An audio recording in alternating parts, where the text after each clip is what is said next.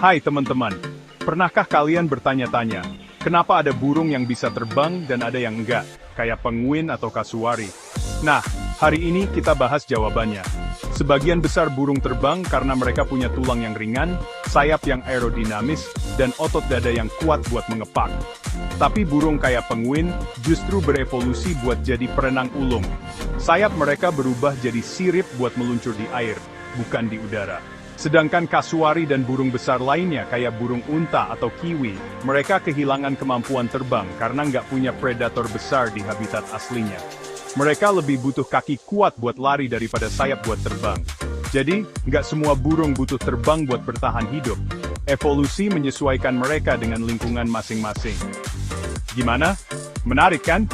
Jangan lupa like, komen, dan subscribe buat fakta seru lainnya. Kalian pernah lihat? Tulis di kolom komentar. Buat tidak pernah menonton, like, subscribe, share.